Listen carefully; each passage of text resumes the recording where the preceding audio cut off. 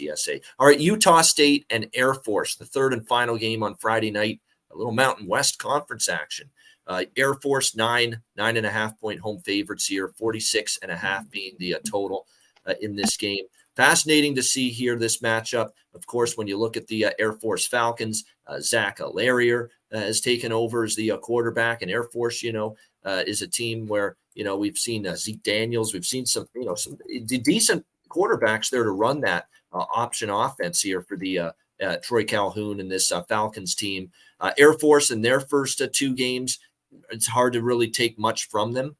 Robert Morris in the first game, 42-7, but failed to cover as 47.5 point favorites.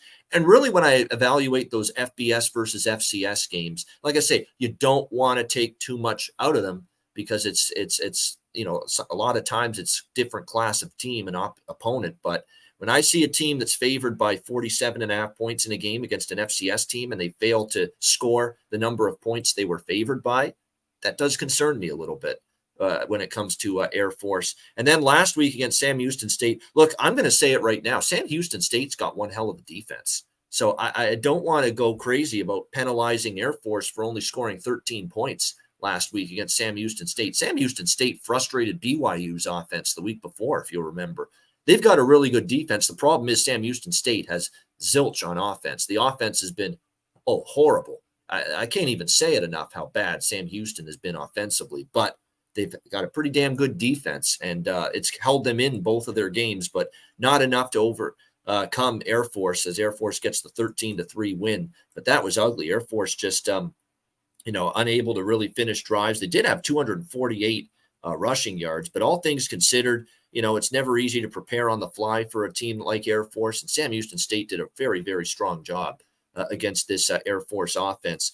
Utah State, I'm not so sure we're going to see the same defensive effort from them here against Air Force. They lost 24-14 against Iowa, but they did cover in that game. And then they put a 78 spot on the board against Idaho State, the Bengals, in FCS action, 78-28. Of course, Cooper Legas is still the quarterback there from last year. He got a bunch of starts as well. Last year, he had pretty solid numbers overall for the Utah State Aggies, 61% completions, 11 touchdowns, a few too many picks, 9 interceptions this year so far, 71.9% completion rate, 3 touchdowns, 1 interception. And keep in mind, they were moving the football at times for their first game against Iowa. And you can say what you want about how Iowa's offense, still a work in progress, probably a little bit better than it's been the last few years now that they have McNamara there at the quarterback spot, but still a very good defense, Iowa, year in and year out. And Utah State was able to move the football effectively for portions of that game against Iowa. So, Utah State they covered against Iowa and only lost by 10. They destroyed Idaho State last week. I'm kind of tempted by Utah State here in this spot, plus the points. That's the lean right now for me. And keep in mind, series history-wise, this has been a problem opponent for Air Force 2 years ago. And Air Force was a phenomenal football team 2 years ago. And Utah State still is a 9-point dog, ended up beating Air Force 49-45. And again, last year, Utah State, huge underdog. And it wasn't even as good a Utah State team. 11-point dog, they beat Air Force outright, 34-27. So that's not a series history that tells me I'm ready to lay 9 here with Air Force in this spot. So definitely lean Aggies here, Utah State plus the points. The last 2 games in the head-to-head series, how many points did we have? We had 61 last year. We had 94 the year before that. They flew over the total. It's obviously 46.5. Utah State plays some tempo. Air Force obviously as slow as it gets. But you got to ask yourself, is efficiency going to overcome pace to get this game over the total? And if it's not, you probably are going to like the game to go under. I personally lean over 46.5, just based on that series history that we've seen the last couple of years. And certainly at 9.5, it's Utah State or nothing for me, and I don't think Air Force is nearly as good, as they've been the last 2 years either. I'm not saying they've dropped significantly, but they're not nearly as good. And to me, that means Utah State might be the look here for me. What do you think here, C-Mac? Yeah, real quick, let me hit up the chat. EQ, my guy, Moneyline Mills, Winetime Sports, my dude, how's it going? Andrew G, Preston up in here, what's up? the real TP. Canes Nation. What's up, my man? Good to see you, Rob Garvey, Austin M, Ross Pitts, the Nuke Worker. Shout out to the Nuke Worker, my dude. Only bet the plus. Everyone in your J Smooth.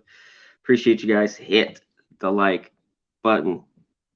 I do like the 9 points in this game, and I've loved the success.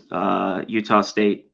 They know each other well. This is not a crazy road trip here, for Utah State. And I think Air Force is down just a little bit.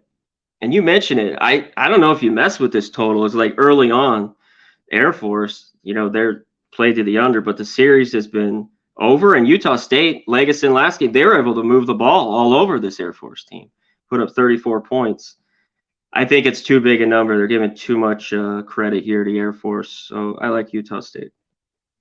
All right, Conor liking Utah State here. Yeah, it's going to be an interesting matchup between these two teams. And like I said, 34-27 in October last year for Utah State. And that was Legas at quarterback for that game. And he only had 5 incomplete passes in that win over Air Force last year. Balance, too. I think they both had over 200 passing. I think they ran for about 200 as well. Yeah, they definitely did. So interesting to see how it will play out Friday night between these two teams.